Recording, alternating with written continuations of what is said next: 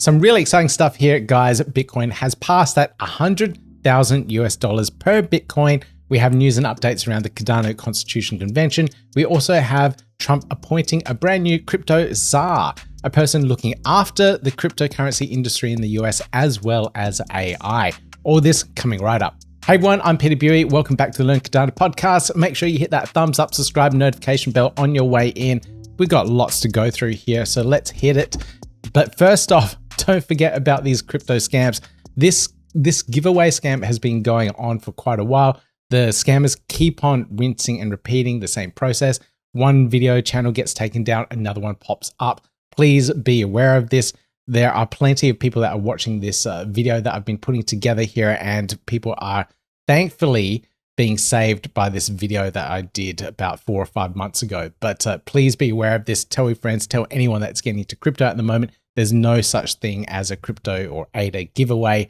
They're all scams here. Don't connect your wallet to these websites. It's highly likely that you get drained or enticed into sending away all your assets. All right, with that out of the way, let's get into the news updates.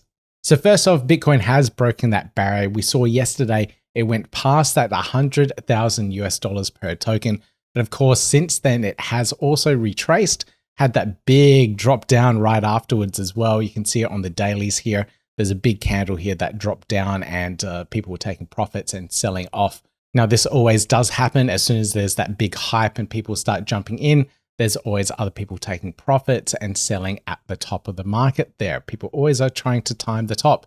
If you look at TradingView here, one of the indicators I like to use is the Bollinger Band. And if you see the candles here breaking that top line of the Bollinger Band, it's definitely an indicator that the market's being overbought at that particular point in time. And it might be a good point to actually sell your tokens. So we can see these green candles breaking the Bollinger Band at the top band here, and then it retracing afterwards. And here now it's breaking the bottom. So it's probably a good time to buy. So that's one of the indicators that I do like to use. I did do an article about this as well. You can find it all on the learncardano.io website. The other big piece of news is David Sachs being appointed the crypto czar for the United States, looking after cryptocurrency and the AI space. So they're both huge developing markets, and we're going to see a lot of movement in the space in 2025 once the Trump administration takes office. But this is David Sachs. If you haven't heard of him before, if you haven't seen him in action, he is a big venture capitalist in the Silicon Valley space. This is a clip of him back in 2021 chatting to a couple of other Solana VCs. Let me just play this one for you guys. Here, Chamath Palihapitiya, and I'm your boy JCal. Sachs, I gotta say, I think your AUM is positively correlated with the bags under your eyes. If you mean it's getting bigger, you're correct. I mean, fuck. They're heavy. Good Lord. They're heavy, dragging you down. That's where you're hiding all that Solana, in your fucking, under your eyes. Jesus. You better clear that Solana position. What's your lockup? 24 months? Fuck no. He's trying to sell it to me on text message. Yeah, of course he is. We're negotiating discounts. I just had the founder on the you're pod. fucking the whole thing up. Bro, you don't think I'm hodling. You think I buy You're not hundreds of hodling, millions you're of dollars clearing. of anything without a discount? Everything is a discount. Everything's discounted. You want to clear that position in an LLC? Are you saying I got $1 billion of Solana? No, bro, I'm saying I have one, but I brought it at a discount. But you're holding, correct? Ish. Yes. Okay. Yeah. Me. Holding-ish, right, okay. So I don't know the truth about this, whether he did have billions of Solana and if he did sold or not. Apparently, someone told me in a later interview that he didn't sell any of his Solana tokens and he kept them. But I don't know what the truth is here. The thing that we can get out of this is that he is definitely pro-crypto. So that is definitely a good thing overall. The other disappointing thing that I did notice here about David Sachs is his knowledge about Cardano in general. And let me just pull up this thread here. Now, this here was a post back in 2021. And I have to admit, back then, there weren't many devs building on Cardano. There were devs building Cardano itself, but not so much dApps or anything on top of it. So here he writes, I'm a prolific crypto investor, 100 plus investments. I've never come across a company pitching to build on Cardano. Never. Forget about an investment, I mean pitch.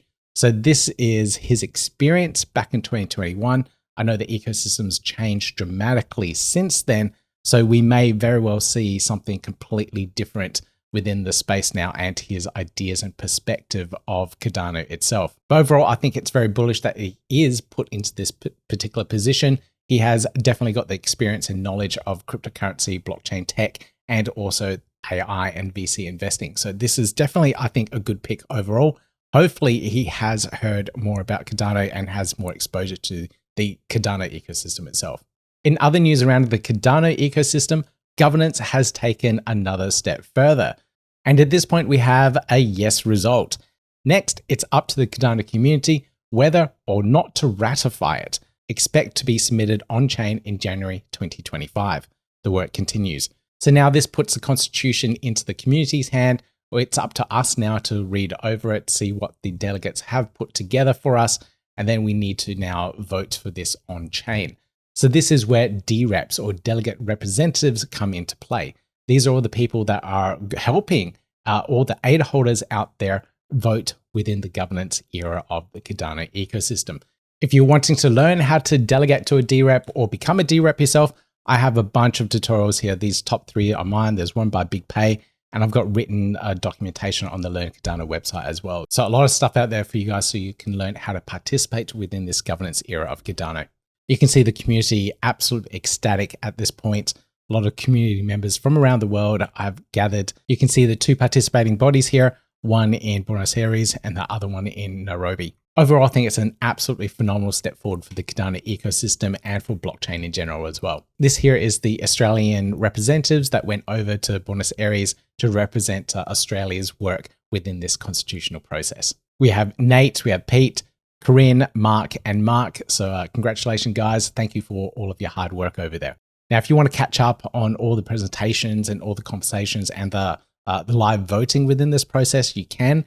You can get to it at cardanoconvention.com. Click on the watch live and you'll be able to watch all the live streams. There is still one more to go on the 6th here, and that's the actual signing of the document and everything else around that. So do check that out. Big shout out to the guys at Clarity DAO that put together the voting platform for all of this as well. This is it here. All the delegates could connect their wallets and vote on chain within this process. So you see the 95% voted yes for this entire process, with 3 people voting no. We have Patrick Tobler, we have Giselle Rosa, and Darlington Wealth that all voted no for this process. Now this is quite interesting. Why wouldn't we get a full resounding yes vote? And there were some concerns when it came to the whole process. And I think this post by Shaggy Rex really summarizes how some of the community were feeling around this whole constitutional process. And I've highlighted some points here that so I can summarize exactly how some of the community was feeling. First off, they were feeling a little bit disenfranchised within the editing process of the Constitution. Some people were raising concerns, but weren't really being listened to. The process overall of organizing all the workshops around the world and then organizing the constitutional event seemed a little rushed and ad hoc. Not enough planning was put in place to make this actually happen correctly and how they wanted it to. There was a lot of ambiguity within the language of the Constitution, and some of it wasn't really defined well and wasn't really clear. The last thing was that the process seemed very rushed, the total opposite to how Cardano has been built, taking that slow, methodical approach. Instead, this Constitution seems to be pushed ahead as quickly as possible. Now, I do share some of this sentiment, and as it's pointed out here, the interim Constitution, how it is right now, can still allow the Cardano ecosystem to function. We can do a hard fork within the next couple of months if we need to, and then start Treasury withdrawals with the interim Constitution. So we didn't have to go through this whole process of the Constitution Convention and ratifying it right now. We could have given it a few more months really to slow down the process and allow more people to contribute, edit the documentation, and contribute that way. But let me know in the comments down below. Let me know what you guys think of this whole constitutional process. Should it have been slowed down? Should we have spent more time getting the Constitution correct and right as it is? Or are we okay with writing the Constitution and ratifying it as quickly as possible and then making amendments in the future? I don't know. Let me know what you guys think. Now, one of the really interesting points that Patrick Tobler, one of the people that voted no within this whole process, one of the things that he pointed out was that we were going from a really big decentralized governance process to potentially a centralized governing body that could be controlling all the funds that are coming out of the Treasury. This was one of the ambiguous points within the whole constitution. Some body, some person, some organization would be looking after those funds as the Treasury is being withdrawn and then distributing out to users. This was something that was a little bit of concern, and it would have been great to have that all done in smart contracts as well. So that way we have this huge Treasury, which is decentralized, governed by the DReps and everyone that is voting on chain, and then moving that to smart contracts to allow that part of the process to be decentralized as well. So this was Patrick's concern, and maybe we will see that later on in the year. So this is kind of like the first steps just to get things moving. We have an authoritative body in the middle just to get things rolling, but then we could possibly move that to smart contracts to allow for a more automated process and less of a centralized structure. So hopefully we do see things move to that direction. And just to clarify a few things about Treasury withdrawals, the guys from Blink Labs, it's probably Chris here that's posting, but he mentions here, access to the Treasury needs the Polymer hard fork. So this is the next hard fork, moving the Cardano node to version 10, net change limit set, and then info action budget passed by DReps and the ICC. So we don't need a new constitution to access the Treasury. The interim constitution provides the capability. We're blocked by the protocol version currently. And everyone within the ecosystem can initiate that hard fork and move the protocol to version 10. My stake pool itself, I have upgraded to version 10. So my stake pool is ready for the next hard fork whenever that might happen. So we'll see that come into play over the next month or so, maybe in February after the constitution, the new one is put on chain and is ratified by the community. So hopefully we do see that part of the process happen too, but we don't need it to happen. We don't need that constitution ratified on chain because it can also be pushed ahead with the interim constitution. Now, the other big news story at the moment is Cardano hitting 1 million transactions per second. This is all thanks to the Doom implementation with Hydra, with the Hydra Heads, and this allowed for all the transactions that were happening within the game. This is every movement, every jump, every item, every kill, every action that was happening in the games that people were playing were all put on chain thanks to the Hydra Heads that were deployed and people playing all those games and bringing up the chain up to 1 million transactions per second, which is absolutely insane. And people have started to take note of what's going on here, and people are trying to clarify exactly what is happening. Let me play you this clip from Paul Barron. Cardano hit 1 million, and they were on Hydra. And again, this is something we don't know for sure if that actually happened, but this is what their CEO is talking about, or their leader in charge with Charles Hoskinson.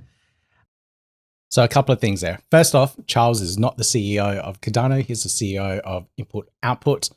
We, the Cardano ecosystem, the holders, we're in charge of the ecosystem now. We're in charge of Cardano. Now, one of the other things there was that he hadn't clarified or verified that this actually happened. And this is because Hydra is an L2 on the Cardano ecosystem. This is a layer 2. So you have Cardano, and then you have Hydra sitting on top of it. And what happens is all of these gaming transactions within the Doom demo were happening on that Hydra level. And then those transactions be rolled up and then placed back onto the Cardano main chain, maybe after all those Hydra heads are closed. Now, if we have a look at the stats here, people were unsure about how many Hydra heads were actually being deployed within this process. And it's actually in the thousands, tens of thousands of Hydra heads. People were thinking, oh, maybe it's just one Hydra head. No. It was many more Hydra heads there. There were 12,000 Hydra heads in 6 different regions around the world. So each one of these Hydra heads can process about 100 to 800, I think, theoretical transactions per second. So they really maxed out and drove Hydra to its limits with this particular demo with the Doom game. So here from the Grafana dashboard, you can see exactly how many nodes were being deployed to accept all those transactions from the game being played itself. So this is absolutely insane. These numbers are big. Now, also with the Hydra side of things, because it's an L2, you can set the transaction cost to whatever you want. You could do it for free, put the transaction cost to 0 because it is an L2. It's a separate blockchain. Now, one of the big things that were in the comments of my last video that I did was around the costs. Now, each of the transactions that were being stored should have cost something. Now, this was done on Hydra, an L2, and you can set the fees to whatever you want there because it is essentially a separate blockchain. So they set the transaction cost to, I believe, 0, and this allowed them to do that many transactions. But there are other type of costs, such as infrastructure costs. So each one of these Hydra heads was a separate node, and you have one Hydra head per node. So you literally have 12,000 nodes there being fired up for this particular process to accept those million transactions per second. So there is that big cost there of setting up all the nodes. Now, I don't know how much or how big these particular nodes were. Is it the equivalent to a Cardano state pool node? And if that's the case, that would have been roughly $90 per node. So let me just pull up the calculator here. So what, 90 times that by 12,000, and that's just a million, just over $1 million USD to power all of these nodes. So there is definitely a cost in this particular process. The other cost was also the hard drive space to store all of these transactions. And I swear I saw a post, I cannot find it for the life of me now, but I think it was around 41 terabytes of data being stored. So this is what you get from a lot of the centralized chains. The bigger, the faster the transactions per second you have, the more centralized the network is and the higher the costs of actually running that chain. So that's why we see Solana nodes costing so much compared to Cardano nodes, because we aren't going for this really high speed where we need all of this data on chain. So that's the main differences that we have. But this is how Hydra was made possible because it is an L2 for the Cardano ecosystem. Now, Trim here, he was one of the big contributors to all this, and he will do a big breakdown so we can find out exactly how much this whole thing costs. Hopefully we'll hear from him soon. He's at the convention at the moment, so we might not get it straight away. But this is a really exciting thing to get, because so that way other businesses will know exactly how much it will cost to set up a Hydra head infrastructure for their dApps for whatever they're building. Now, in other project related news, we had the Work Courses project sell out of their tokens. So congratulations to the Work Courses team.